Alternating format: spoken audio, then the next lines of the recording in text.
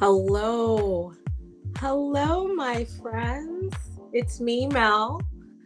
And here we are, another session of Spiritual AF, Spiritual as Fuck. And I'm so glad to be with you guys today as we whew, bring in the energy we need to do the things we have to do each week. Live on Mondays here on Facebook, YouTube, eventually TikTok, um, and Instagram. So, and LinkedIn, I think, as well. But please be sure to like and subscribe at In-Lightened Spirit. It's in the ticker below.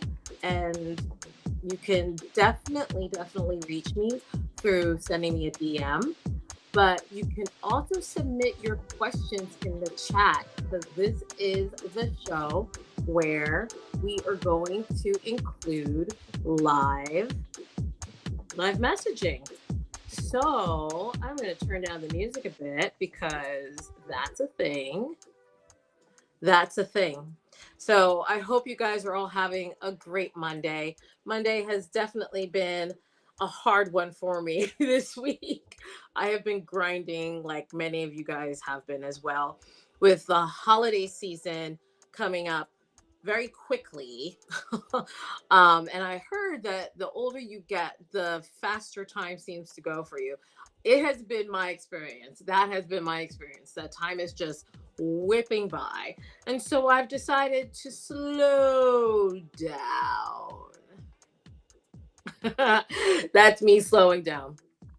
And so I decided that I wanted to take some time to just explain what it is that I do. So, my name is Mel Thompson, and you can find me and this stream at Mel Thompson on Facebook, but at In-Lightened Spirit on YouTube, and eventually Instagram and TikTok. So, what I am is a spiritual psychic advisor, medium, and coach. And what I do is I make a soul to soul connection with you via the phone, via the interweb through Facebook, make a connection with you virtually for a private reading. I make a soul to soul connection with you so we can take your treasures, your talents, your obstacles, your concerns, and transmute them into assets that help you live a more radiant life. And so I do that through channeling messages from my spirit guides, your spirit guides, and also through the use of, okay, technology, my friends here. Let's see, let's go back. Let's see if it comes up now. Come on. All right, and the picture doesn't want to come up. I don't know why. But I use my friends, these oracle cards. Oh, technology. What are we going to do with it, right? So I use oracle cards. I use the African goddess oracle cards. I use goddess oracle cards, fairy oracle cards, and ascended masters. So I've been finding that I channel messages and I give you your answers right there through my brain pan. And then the cards actually reflect what I've been talking about with you. So if you haven't had an in-person meeting with me yet, then you should totally schedule one. You can do that in the DM. You can follow me at Mel Thompson at In-Lightened Spirit. And yeah, there's a lot of ways that you can get in touch with me and get your very own reading. And so we're going to move right along into checking out the chat. And I see my friend Deb and my friend Arnitha. Thank you guys for joining today. It really means a lot to me. I tell you, doing this social media stuff, grappling with technology is not easy. And it's really great when you have a little help from your friends. And so, thank you, friends, for showing up. And so, we are going to start. There we go. Our session off with our affirmators. Yes, these are affirmation cards, Oracle. Oracle brand affirmation cards, and they help you help yourself without the self-helpiness, which who doesn't love that? So every session, I'm going to draw one of these cards and see what's happening, see what the universe wants us to know. You can enter your questions in the chat box. And so when it's time to answer questions and pull cards for specific questions, I'll see them and be able to answer them for you. So I have done my shuffling of the affirmators or affirmators, however you want to say them. And our card today is whoop, Story of My Life. Story of my life. So it's a picture of a snake holding flowers, giving these flowers to a rodent. It looks like a rat. So, story of my life. As I tell myself the story of what's happening in my life, I choose to make it the kind of story where even the tough parts have a sort of inner beauty. It's ultimately a happy story where every character, no matter how wicked, is doing their best. And let me tell you, it'll be worth it when I earn that Pulitzer Prize for Best Inner Monologue. Yes! Ah! Hi there, Michelle. It's great to see you. Hi, everybody who's seeing this live.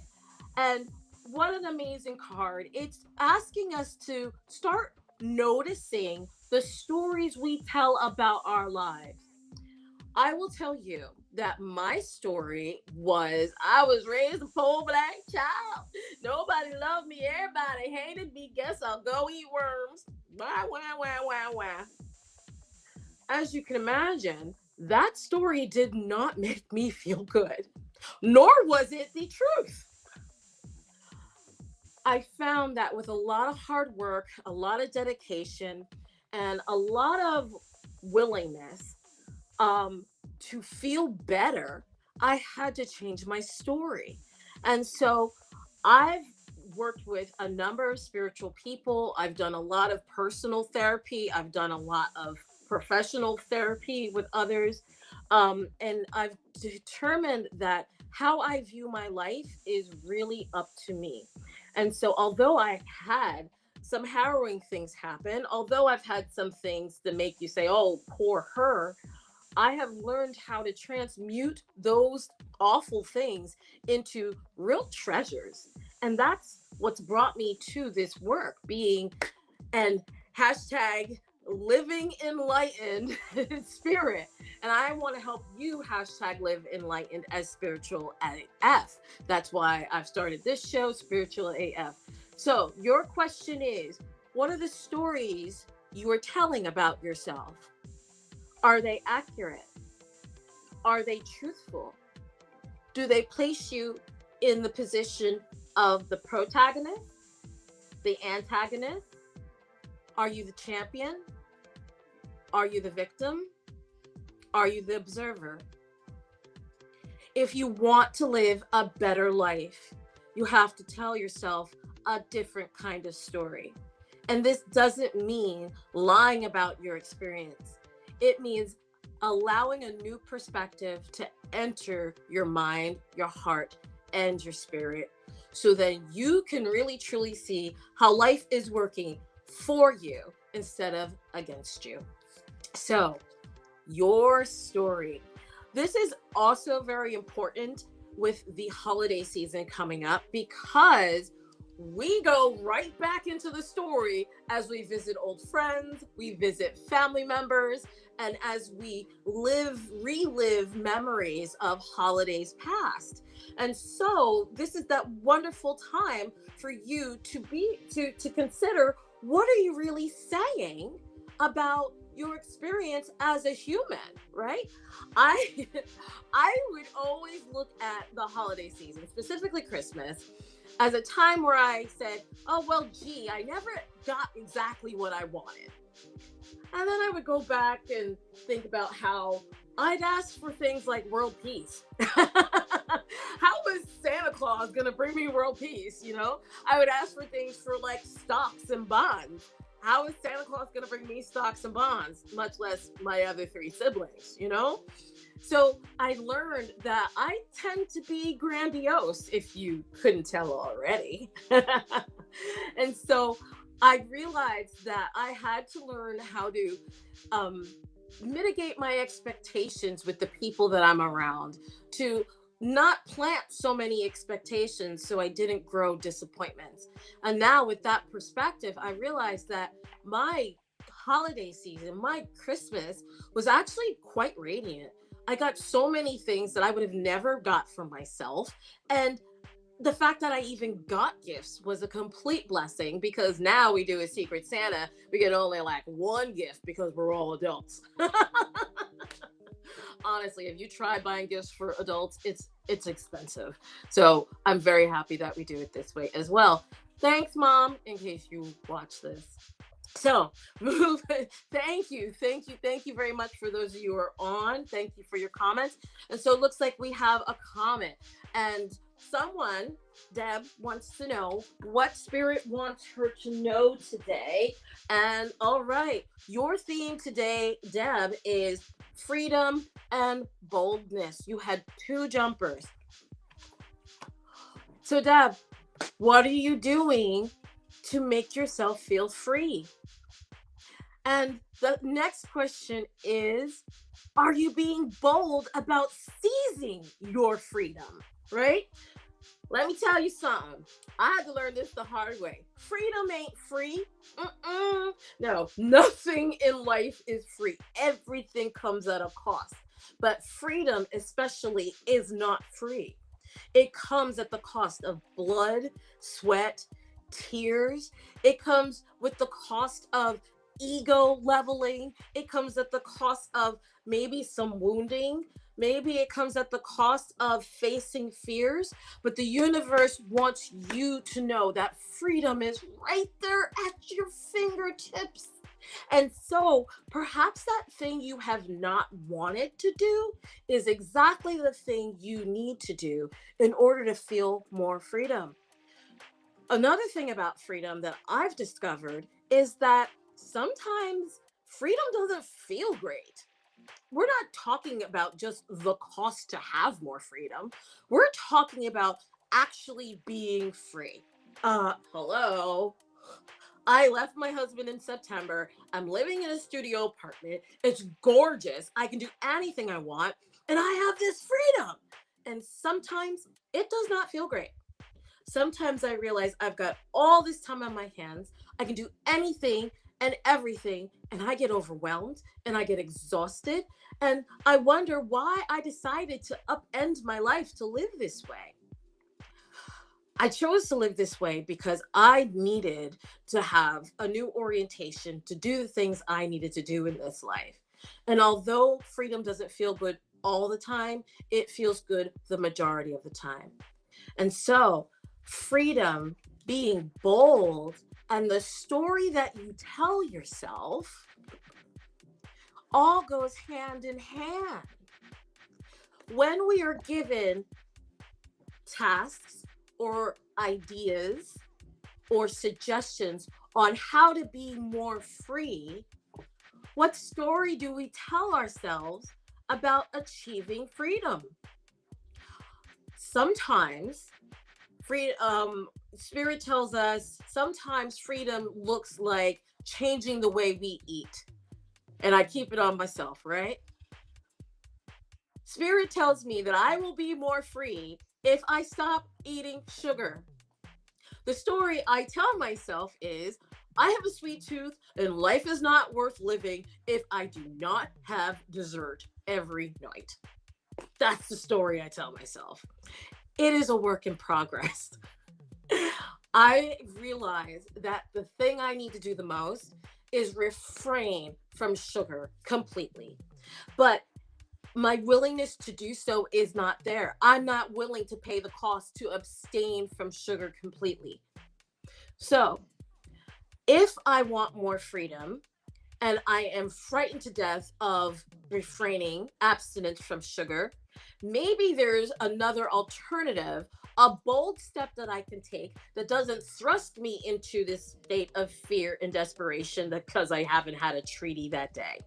So I've been looking into not having refined sugars. So maybe I just sweeten my tea. Maybe I only drink tea instead of having a dessert on Monday, Wednesdays, and Fridays. The boldness comes from when we start to say, yes, I can, instead of no, I won't. When we think about how we tell ourselves we cannot, we're really telling ourselves that we will not. And so that is a story that I've had to work really hard to recognize. And so the boldness comes from identifying that I'm saying I won't when I'm saying I cannot, and then choosing whether or not I prefer the pain of captivity or the uncertainty of freedom. It vacillates for me day to day, hour to hour, minute to minute. And just for today, I am going to drink my tea with a teaspoon of agave and hope that makes me feel good, just to experiment. So, when we are trying to achieve freedom, experiment. When we are trying to achieve more freedom, take risks. When we are trying to achieve freedom, notice what stories you're telling yourself about your worth and freedom and how that looks in your life. When I moved to this place, I thought I'd be all alone. That was a story I used to tell myself when I moved. And now I realize that that's not my story any longer. I'm surrounded by beautiful and amazing friends like you, Deb, Arnitha, Michelle. So many wonderful people have shown up in my life, and it's made the risk of going into the unknown so worth it. The next card that Spirit wants us to consider right now is Sacred Space, the goddess Nematoma. And honestly, these cards resonate with me so deeply because this is exactly what I'm doing. I have resisted ever since I started this journey in building an altar. I said, why do I need an altar? My whole life is an altar to spirit. My house is an altar to spirit. My car is an altar to spirit. And you know what? My beautiful friend Shelby, she is the owner and operator of Campbell and Carr Teas. She will be on the Spiritual AS, Spiritual as Fuck, podcast. She will be on it. She will talk to us about herbalism and tea and the healing properties in the next year. She told me that your spirit guides want an office. Oh my God, that blew my mind, right? Your spirit guides want a place where you can go to them and they can go to, and you can really feel that kind of energy. So you can feel their energy more acutely when you are away from the headquarters. And so that's what I ended up doing. I ended up creating an office for my spirit guides in the form of an altar.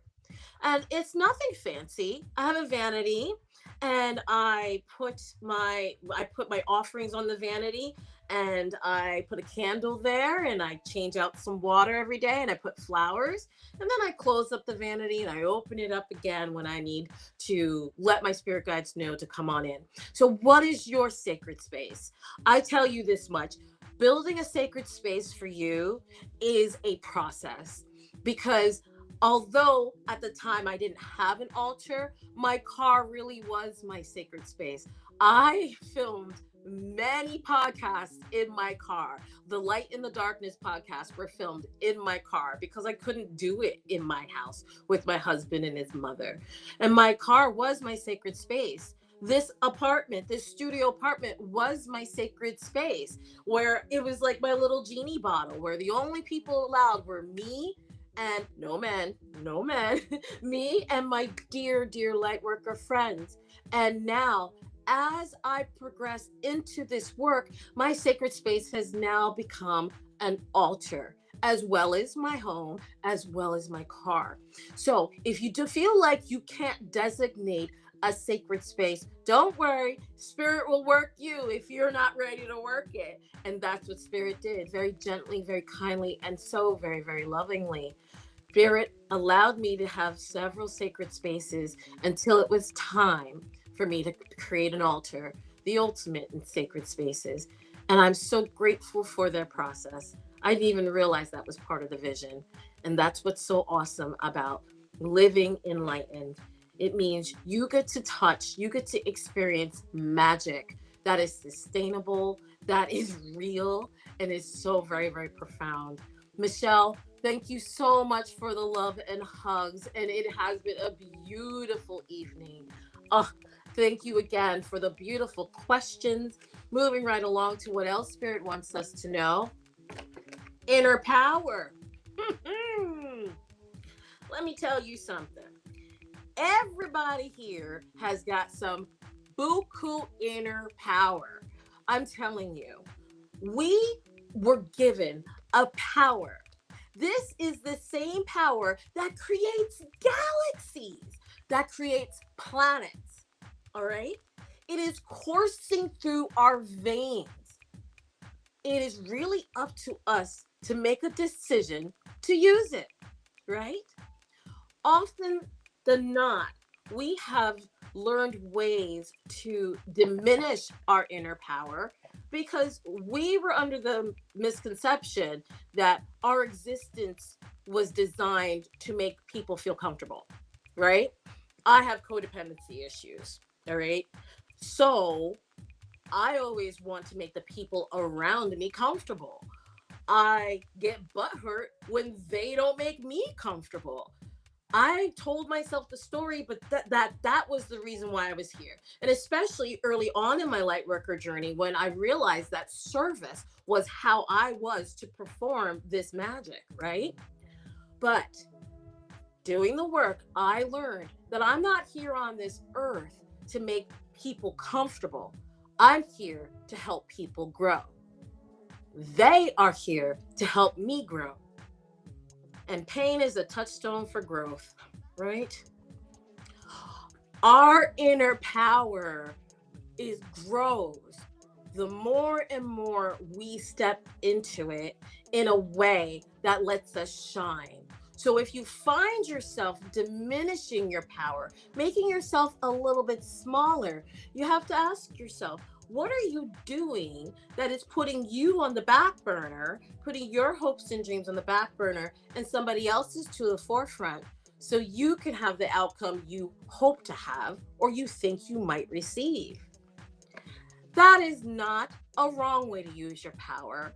It is just not the most helpful way to use your power. And Spirit wants you to know that you have so much of it, and it's time to get in touch with it. It is time for you to acknowledge and start to experiment with your inner power so you can what? Be more bold and achieve more freedom. And yes, when you think that you are at your limit, you certainly can change your story. All right. And then finally, our ascended masters are here for us. I'm sorry that the image with the cards I used did not show up, so maybe next time it will. But our ascended masters are here, ha ha, to tell us to come out the closet. Okay, granted, it's holiday season and we may not want to cause a ruckus amongst our loved ones, right, during the holiday season, or we just might want to. What I'm telling you now is the more you are yourself, the better opportunity that you give others to learn how to treat you. Okay, I said that kind of chunky, right? When you are yourself, you teach others how to treat you, all right? I told myself the story that I had to be this serving and love and kind person all the time, always putting myself last. Well, I taught people to treat me that way. I taught people not to hold space for me. Now, after being bold, being unwilling to be a prisoner to my own negative thoughts, my stinking thinking, and these ideas that keep me away from my inner power, I strive more and more to be my truest self. And that's why I continue to do this work and help others do this work so they can be the best versions of themselves. And that's what's happening for me. And thus the changing of my story. So come out the closet. Yes, Be who you are, because you will teach people how to treat you, and you will learn that your power is unlike anyone else's. It is uniquely and perfectly made just for you to do amazing things in this lifetime with the time that you have. Thank you so much for hanging out with me today. I want to say hi to Ivy Page, and thank you so much for everyone who's joined me. It is so great to be here and share messages from Spirit with you all. And so let's see if Spirit has anything else to say. And they say, enjoy yourselves. Enjoy yourselves. We want you to be mindful of how you show up, and we want you to notice if how you show up makes you feel good or if it makes you feel smaller. You don't have to change it right away, but we want you to notate that. We want you to remember that and then employ gentle modifications. The goal is not perfection, the goal is patient progress. And I know each and every one of you here are doing exactly that, progressing. Maybe a little more patiently than you'd like, maybe a little more impatiently than you'd like, but I know each and every one of you are doing that. So I don't have any events coming up in January, but as soon as I do, I will post them here. I will be back here next Monday at 7 p.m. with live spiritual AF, spiritual as fuck, to help you live hashtag enlightened. And so I also am going to be launching the Spiritual as Fuck podcast. And that is where I am going to be interviewing the amazing light workers that have really helped transform my life. Because I can't just keep them all to myself. You need to know and have the ability to access these light workers so you can live more radiantly with grace, with empowerment, with freedom, and with so much more love, because it is so very much for you. And so with that, thank you again. So much gratitude to you all. Deb, Arnitha, Michelle, Ivy, everybody who showed up today. I can't name you all, but let you know that I love you and I am rooting for you.